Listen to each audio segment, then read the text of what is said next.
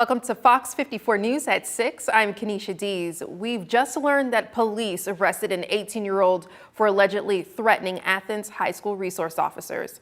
Carson Butler faces 1 count of terrorism, 2 counts of attempted murder, and 2 counts of conspiracy to commit murder in connection with a plot against Athens High School. According to the DA's office, Butler allegedly attempted to cause the death of 11 SROs. Court documents allege Butler also willfully and knowingly agreed with other people to carry out these acts. Athens police say Butler has been in custody since June, when the then 17-year-old allegedly made a threat online against Athens High School's students, faculty, and school resource officers.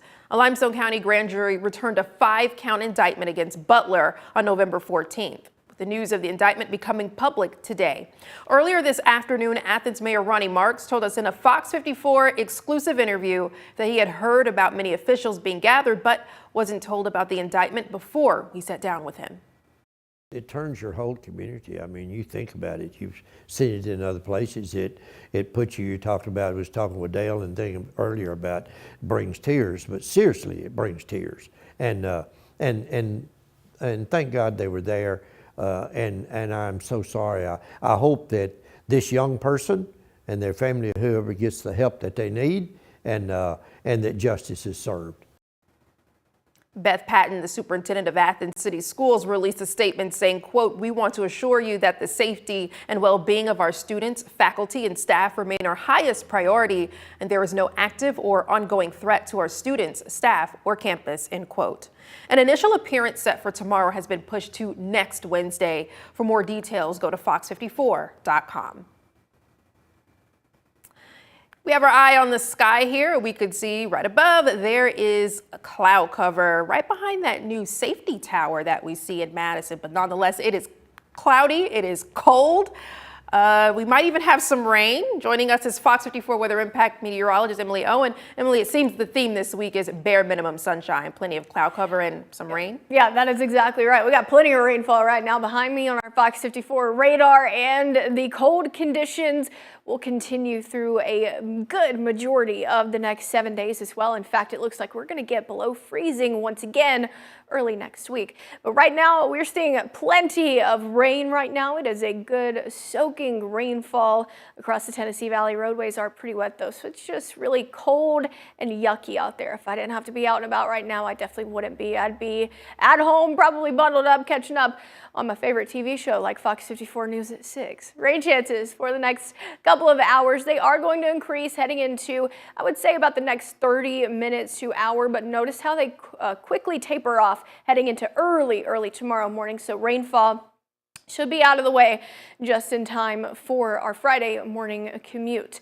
Temperatures, we are pretty cold, upper 30s, low 40s, and we're going to continue to get cold heading into the overnight. Coming up later on in the show, I'll tell you if we got any rainfall in the 7-day forecast, and I'll have a look at how cold we're going to be getting heading into next week as well. Kenesha. Thank you, Emily. We're learning a Lauderdale County grand jury indicted an 18-year-old on charges related to the exploitation of children. According to court documents, Nicholas Brown, pictured here, faces 10 counts of possessing obscene material of a child under the age of 17 and 1 count of electronic solicitation of a child. The grand jury alleges Brown knowingly possesses a visual depiction of a child under the age of 17 engaged in sexual conduct. Brown's bond is set at $575,000.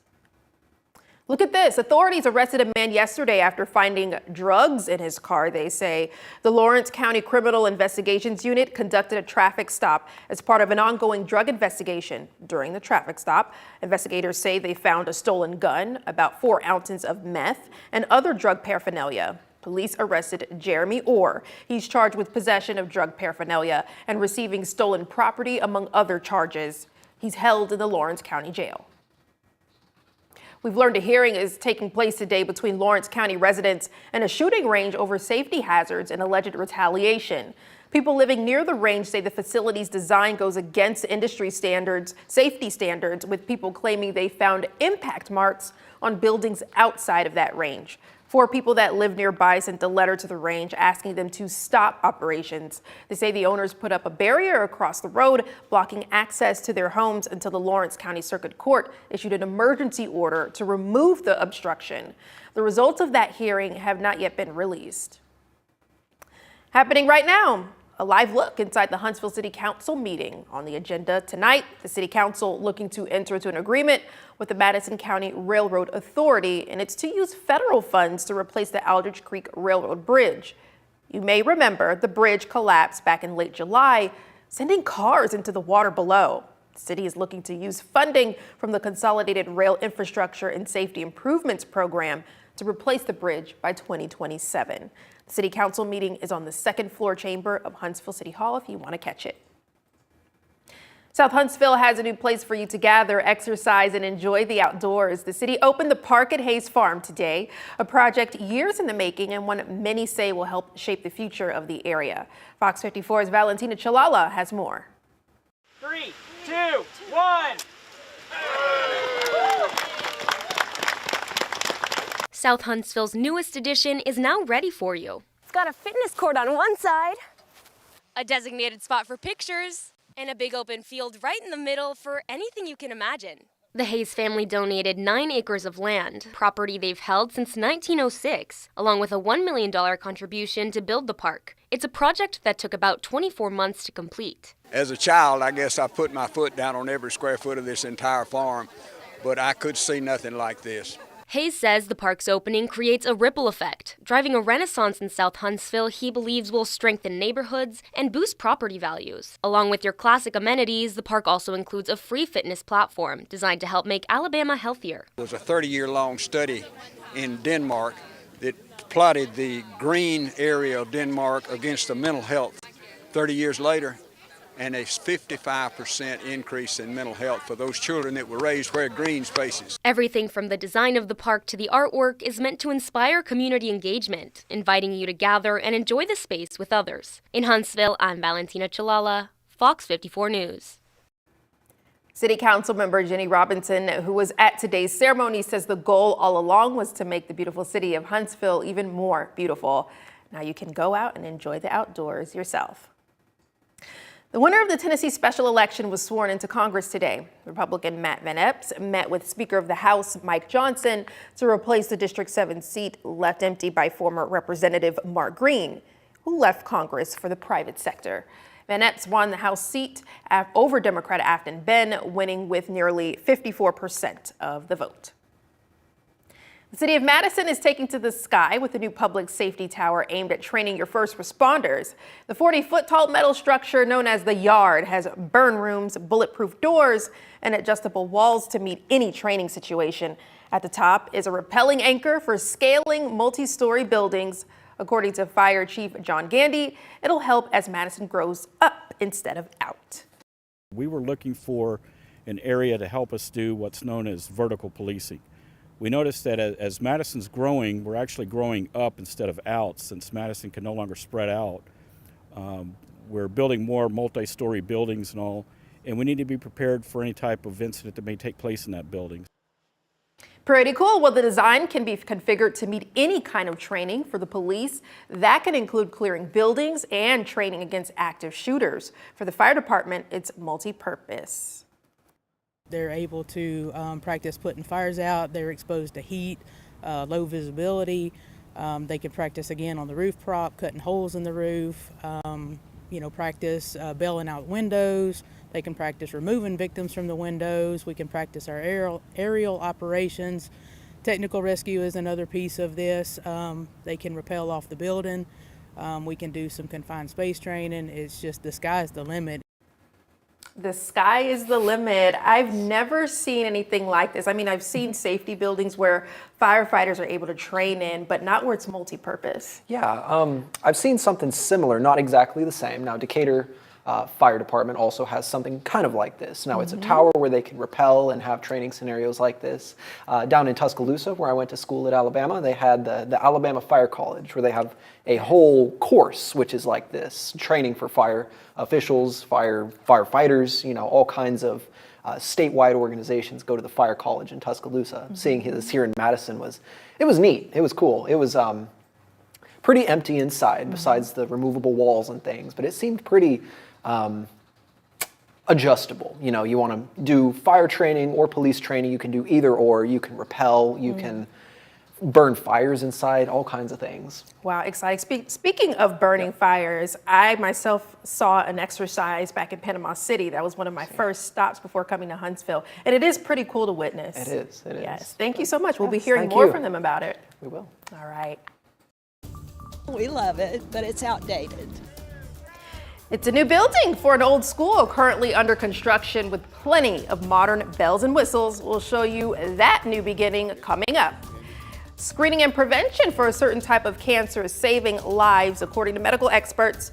We'll tell you what that is and the new guidelines in effect.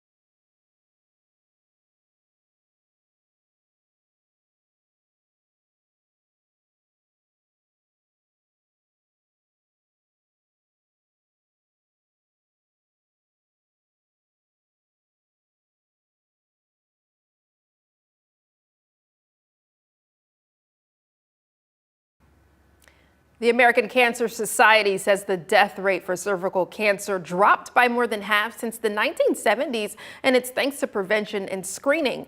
And today, the organization is announcing new updates to screening guidelines for you. Mandy Gaither goes over the changes that every woman should know.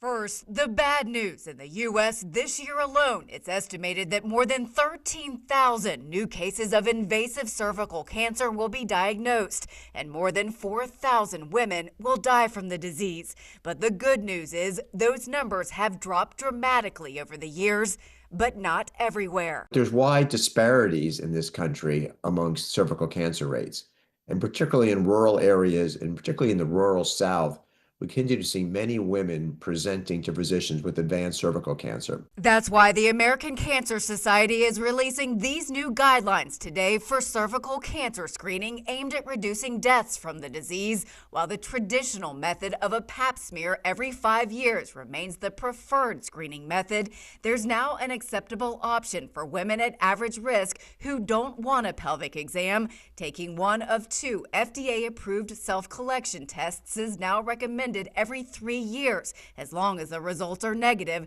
through age 65. We know particularly if it's difficult to make an appointment, some women may have privacy concerns initially. So we do think having the ability to have FDA-approved tests every 3 years for self-collection is a wonderful other option. For women older than age 65 who have had adequate prior screening and not otherwise at high risk, screening is no longer recommended by the organization. If you're at higher risk because you have HIV disease, you have immunosuppression, your screening should be done with the work through a physician. For Health Minute, I'm Mandy Gaither. The FDA says you can use tests that detect cancer-causing types of HPV in the cervix using a swab or brush to collect the sample. And while you do it on your own, the FDA says it must be done in a healthcare setting. Coming up, a new school is coming to Huntsville, meant to replace 2 outdated facilities. We have more on that for you coming up next. We're tracking some cold rain moving through the Tennessee Valley right now, but when is that going to be coming to an end? I've got your full forecast coming up in just a bit.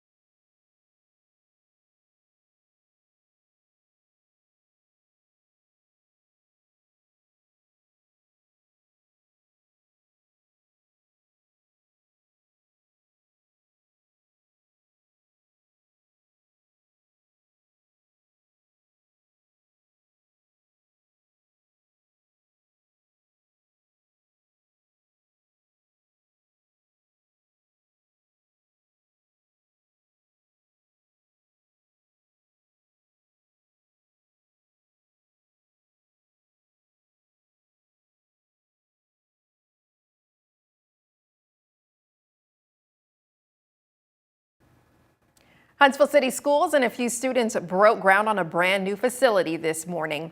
Montview Elementary School staff say the new addition will house both the elementary school and a STEM magnet school set to open in August of 2027.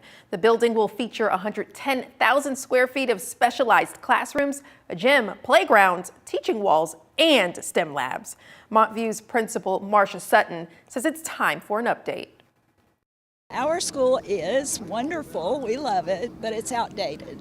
There may be 2 or 3 plugs in a classroom, and so of course we have limited capabilities that this is going to help us overcome and just bring attention and focus to this great group of kids in this community.